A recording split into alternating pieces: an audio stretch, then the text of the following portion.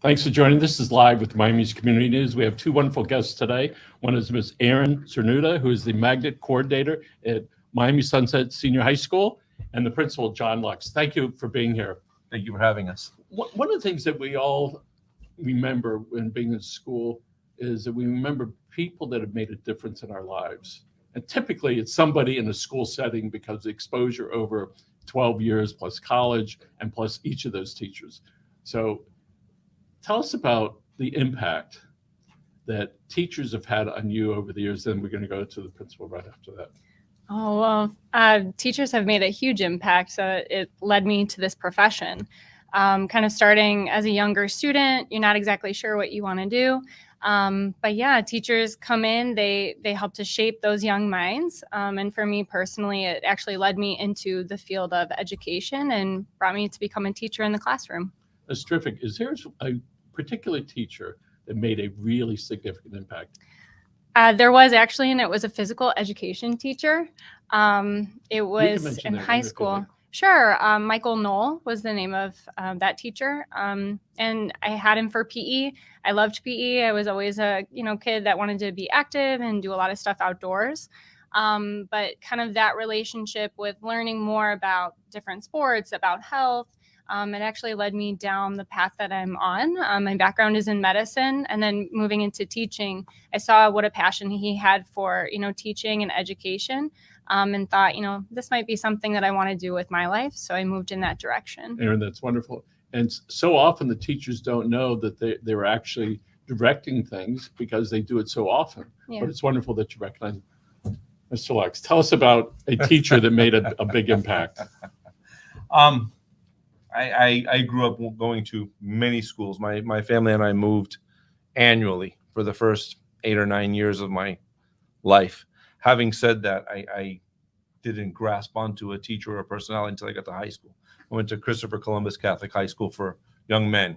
And the goal there, through Brother Kevin and many other the individuals that I came across, was to develop young men. Teachers become part of your family, in essence. They're an authority figure that you look up to. They're an authority figure that you answer to, yet they're not your mom and they're not your father.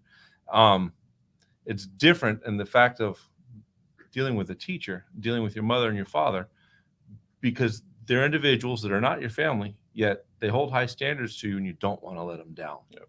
As a result, going to Christopher Columbus High School, I met individuals that wanted the very best for me, but were hard on me and pushed me. And sometimes it feels like, why am I doing this? And who are you? And who are you to say this to me and about me and for me? However, at the end, it's the for me that gets across.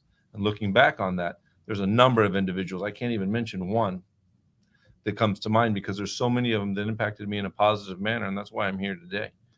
So when you think about that school, and there's a real fraternity of that. When we have our luncheons, which we do frequently, if the speaker is from Columbus, they are in mass. By the way, Brother Kevin was at our last event, right? He was a coach, right? Basketball coach for many years. Yes, sir. When we had him as our guest speaker, he's a very shy sort of guy. I kept, no, you have to keep standing here. We have more pictures. We were able to bring in current coaches that when they were kids that he taught, right? Yes, sir. So each of us have those mentors that occur in our lives. But let's talk about let's talk about the magnet program and why kids go to school there and some of the offerings that you have. Sure. So our school is considered a traditional high school, but we have 4 different distinct magnet programs. We have the medical magnet, which is our largest. We also have engineering. We have digital media communications, and then we also have cybersecurity. So a student can choose to apply for one of these 4 programs. They fill out an application online through Miami-Dade County Public Schools, and then it's a blind lottery system. So when the student fills out the application, they go into a blind lottery, and then the students are assigned seats, and they'd be able to enter our programs. Ms. Cernuda is neglecting to say some things about our magnets. Ms. Cernuda is our magnet lead, but she's also the individual that's directly responsible for our medical magnet. There's an organization, a national organization, Magnet Schools of America. We recently returned, my assistant principal and myself, from the Magnet Schools of America conference. Last week it was held. Miss Cernuda's magnet is one of the highest ranked magnets in the state of Florida and is also nationally recognized as a National Magnet School of Excellence, the highest award a magnet school can earn.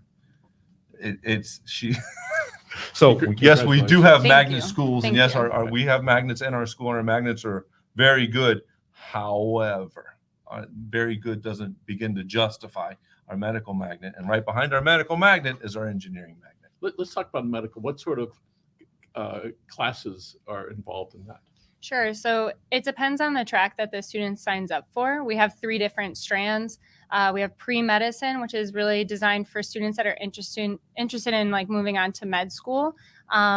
We also have sports medicine, and then we have allied health sciences, which is more like emergency medicine.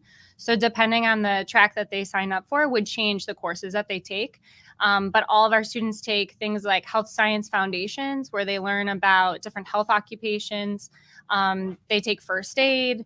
They might take care and prevention of athletic injuries. They might take a research class. They can take emergency medical responder.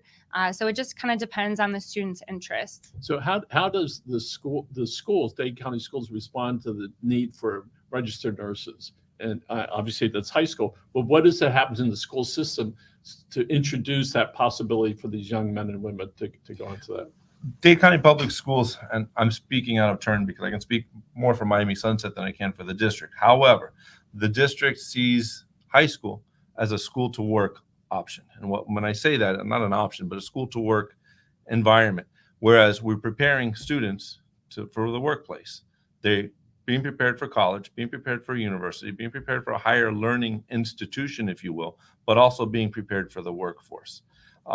Through the medical magnet, through the engineering magnet, through the computer magnets, there are internship opportunities each and every single year that take place during the school year as well as in the summertime. And these are 10th, 11th, and 12th graders? 9th, 11th, okay. 11th, and 12th graders. 9th and 10th graders don't typically intern. However, there are opportunities for that. Typically, our 11th and 12th graders, once they have some education in the field, if you will, behind them, they go on to internships, shadow, and see what the work actually is encompassing that they're embarking upon. The district answers to that by providing these programs and setting up these programs and setting up the curriculum to naturally feed the workforce. It's so essential, especially when we've seen this in the medical arena across the country, right? That so many people got exhausted during the pandemic, and there's a whole bunch of people said, "I'm done, I'm out. All right, I'm going to get whatever it is that's left and be able to move on." And being in the medical arena, it certainly can be very rewarding. But let's talk about your STEM program. Tell people what STEM stands for and what percentage of those students that are involved in that are young ladies. Yeah, so in addition to the magnets, we're also a STEM designated school. So that means that our entire school staff, all of our classrooms participate in that program. In terms of STEM, it stands for science, technology, engineering, and math. And that's really, as a group, as our entire school, that's our main focus. We do have a large population. Do you know the population of female-male ratio? We're approximately 55-45. But 55 being male, 45 being female. Right, but a lot of our teachers that are in those STEM classrooms are female, which is really fun, especially for me to see our young students learning from women that have been in the field, so for myself, I actually worked in the medical field before moving into education. So I think there's something to that. There's something to having a young student, a young woman see somebody teaching math, see somebody teaching science that's another woman. I think that's very relevant. A long time ago, I used to be a registered nurse, and it was a tiny percentage of the students were men, and it hasn't really increased very much over the years. And we have somebody in the studio who's going to be going to taking prerequisites to go into nursing school. All right. One of the things that's clear, if the role models that are there, the teachers, can be representative of the field, even if it's a tiny part, it allows people of color, different genders, different sizes to be able to say, "Hey, I can do that because that person is there." So I hope you guys keep that in mind about how to improve the quality of the students and the genders of the students. The magnet schools by birth, back in the 1970s when magnet schools came around in the United States of America, were twofold. One, for educational purposes, and two, to provide diversity to students who wouldn't typically have a diverse educational environment. By definition, a magnet school can recruit, and it's not necessarily recruit, but invite a student in who maybe would not attend Miami Sunset. Maybe they would attend the Miami Palmetto. Maybe they would attend the Miami Killian. Maybe they would attend North Miami Senior High School, and invite them into Miami Sunset under the auspice of the magnet and provide a different learning environment from that they're accustomed to. And that can be race, religion, gender, things of that nature. So often the school is a place that's safe for the students, and that it's a learning environment, and it's a very protected environment. Yes. And I don't know what percentage have tough times at home, but certainly that's that safe environment that people can feel good at and can grow tremendously. Both my children had a tutor, Toby Rose, God bless her. They went to her, all right, for years. One day she called me, says, I got to talk to you. And they'd confided into her something that was happening, all right? And it was like, oh, all right, I'll take care of that. It was like that day it was done. It was just like, but the children were so reluctant to bring it up because it's a big deal to them. But that it was that middle person, that teacher, that tutor, that mentor, that confident the person could listen without judgment. And so my heart goes out to all those teachers who are officially teachers and all the other people that don't know that they are, but be able to help. That goes back to the opening point that I was speaking of. Teachers are like family members. School is like a family. It's an extended family. We work together with the parents on behalf of the student, on behalf of the child, to make the child better. When I say make them better, put them in a better place than where they started. And that's exactly what happened with your example. So one last personal experience. I'm at Miami-Dade many years ago, and I was struggling with an English class. And the professor says, and unfortunately I don't remember her name, she goes, what's the problem? I said, well, I get really frustrated. She says, come down, we have a special class. Come with me. So I go, and the special class is her office. It's not any bigger than right here. She said, what's going on? I said, well, when I sit down and I write, I get frustrated and pull the paper out of a typewriter. Yes, there used to be typewriters, right? And I throw it. She says, Michael, the next time that happens, why don't you just stop for a minute and start again? So here it is, many, many years later, that moment that she took to say, I care and you're not alone, made a huge, huge difference. When I used to write a lot, I would hear her. Yeah. Right. So now I would just delete or I'd just stop. All right. And so often it's simple solutions to what we think is a very involved problem. So let's talk about the athletics at Miami Sunset High School. We have many athletic teams. We're proud of our football team, proud of our baseball team, proud of our badminton team, proud of our wrestlers. I can go on and on with the sports and athletics: cross country, track, basketball, volleyball. Yep. And I think in addition to having all of those great athletic teams, we're also a NADA designated safe sports school. So that's the National Athletic Trainers Association, which is the group that's responsible for sports medicine and the medical care of athletes while they're on campus. We have a phenomenal athletic trainer, Miss Elena Salgado. She takes care of all of our athletes while they're on campus. And under her leadership, that our school has been able to become a safe sports school where student athletes are taken care of, just like that as family. And they're able to get top rated healthcare services from a certified athletic trainer every single day after school. I heard from very reliable sources that you're an athlete. So tell us about some of those things. Yes, back Go ahead. Long time ago. I used to play soccer. I played soccer at Barry University over in Miami Shores, and now I'm a rock climber and I do triathlons occasionally. Oh, good for you. Yeah. So I would, when I watch triathlons, it's like amazing, that driven to do those things. And some people don't know what it takes to do that. It's so hard.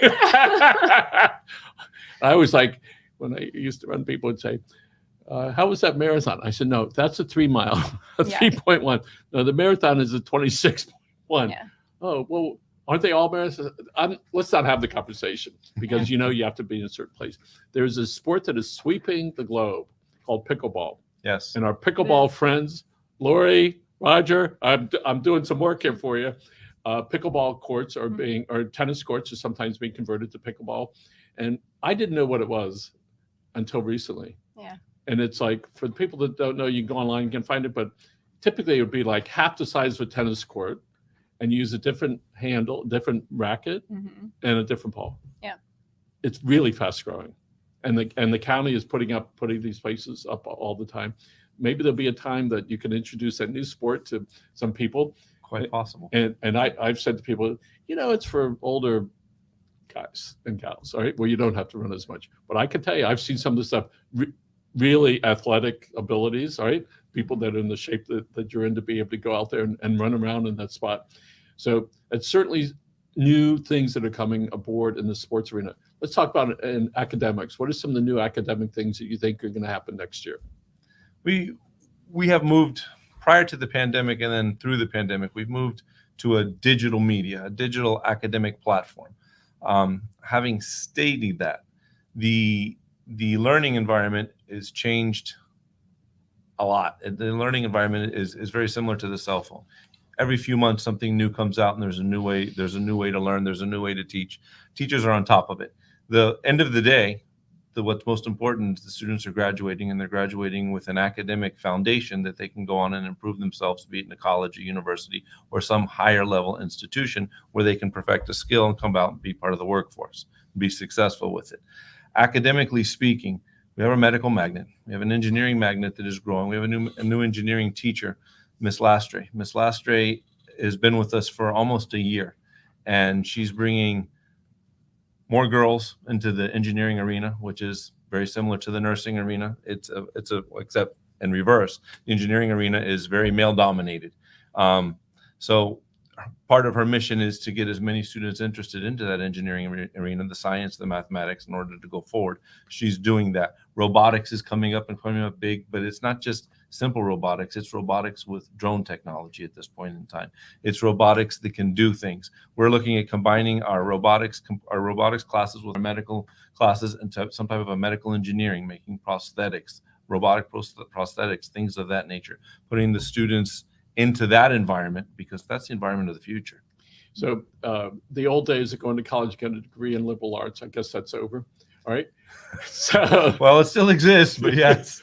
So we understand that if young minds can see and touch and feel and be part of something, that it gets embedded in their brains and they grasp their hands around it. Yes, I can do this, right?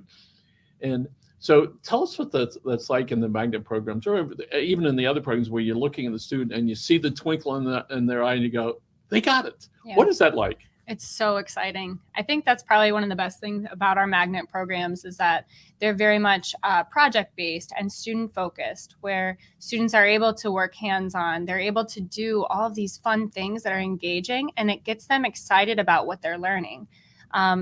Essentially a magnet program is really the students being able to test drive their future career. Do I really like medical, or do I want to go into something else? Do I really want to be an engineer? These students, instead of waiting until college, are now able to learn that and practice these skills and learn these things as high school students. So it's really preparing them for the future. Mr. Principal. Yes, sir. When we see that there's the old way of school, which you go to class, right? And you'd sit there for 3 hours, 5, 6, 7 hours. And so a while back, this new program came in, and it shook up a lot of things, yes, right? Yes. And it's sort of like when a cold front's coming in, we know what's going to happen. There's going to be a terrible rainstorm and shake us up, but that's to get us ready for what's coming next. Correct. So what was that like? You've been in the arena for a while. When you saw this happening and you were part of that, what was that like for your psyche, and how did you respond to that? It's twofold. The first part of it is, oh my gosh, what's going to do and how am I going to adapt? The second part of it is, it's an opportunity for learning. It's an opportunity. That's for him. There we go. It's an opportunity for learning. It's an opportunity for improvement. It's an opportunity, and when I say improvement, improving others' lives. I was a student that when I was young, I found it very hard to sit in my chair. I found it very hard to listen for 2 or 3 hours to my teacher and then look into a book and write on a piece of paper. That's not modern education. You will listen to the teacher for a little while, but then you're going to get up and you're going to do, whether you're doing electronically, whether you're doing a hands-on project, whether you're putting on a 3D goggle simulation of a body for anatomy, things of that nature. It's scary at first, but then once you get into it, it's really neat. And not only is it really neat, it makes you want to learn more and do more. And you can actually, by the standards of my own lifetime, what used to take a year or two to learn, you can learn now in a few weeks, because we have the technology, the innovation, and the ability to show and display real-time, real-life stuff, be it in an anatomy class. Rather than going and taking a picture or looking at some bones, I can digitally and electronically look at a body, go to the part of the body that I want to see, isolate bones, muscles, tendons, ligaments, things of that nature, and it comes much quicker. Yes, and you're so right, because the brain, after a while, doesn't know the difference. You're there and you're seeing it, and then when you see it again, oh, that's how you can learn to drive again or get over phobias or whatever it happens to be. So what does it look like in 3 years from now? That's a great question. The school system, more in particular Miami Sunset Senior High School, is being driven by programs, specialty programs for students who want to study in a particular area or a particular field, and then go on to a college, university, or higher learning institution to perfect that study, perfect that skill, and enter into the workforce. The tools that we have and the programs that we have enable a student to do that. When I was in high school, reading, math, science, social studies, pretty standard physical sort of education. classes. And then you went on to college and you specialized. You did the same thing the first 2 years, specialized the second 2 years. And then if you really wanted to get into it, you get your master's degree. Then you go out into the workforce and go, well, this is great. Or, oh, I don't think I liked this. By today's standards, by the 10th grade, you can have all that specialization and know whether you want to or not. And then, assuming that's what you want to do, you can accelerate through a dual language program, which we have at Miami Sunset Senior High School. Start taking those college classes as they relate to your standard academics and or your elective academics for the field that you choose, and you're basically catapulted into the career. So Aaron, this looks like it's on super speed, right? In the old days, when we were in school, you go do this and you go play sports and you go home and you walk back. So I don't think any of us even read past the chapter we needed to, versus the stimuli with computers triggers the brain. It does. We use it a lot in class, and that's what's moving our programs forward. When you say like, what will our school look like? It's really going to be walking into a building where you see students in scrubs. You see students that are ready for those careers. If you're walking down the hallway, you're going to see robots coming down the hallway, handing you papers that you need to go to class with. It's incredible. It's really moving us forward. And the students are prepared for that. The students are capable of so much more than people give them credit for. These are, yes, they're, 14 to 18-year-olds roughly, but the students are capable, they're willing, they're creative minds, and they're ready to kind of take our community to that next level. When we see little kids that are just absolutely brilliant, whether it's academically or the things they do, I want to do a plug for Lauren Page. She's in 10th grade. When she was in 2nd grade, she said to her mom, there's some kids that don't have books. In 8 years, that young lady has redistributed over 300,000 books to needy kids. I'm on 2nd grade, right? I was talking to her, and her mother was sitting here, and it's like, really? She's yes. So when you see kids like that, you go, you look at them. Michael Jackson is big. You knew what he was going to be, and you see little kids that are going to be preachers, and you know that. What's it like when you see them and you go, this student right here is going to be something? What is that like? Now I'm going to have to try to not be emotional. I have a group of 8 students that did exactly what you are saying. A group of 8 kids that just finished what's called the Aspen Challenge, where they were faced with a community challenge that they had to find a problem to solve or find the solution to the problem. The students chose to take on cyberbullying. If you think about cyberbullying, online hate speech, trolling, those are issues that are across the country, rampant, even across the world. And they were able to come up with a solution for that.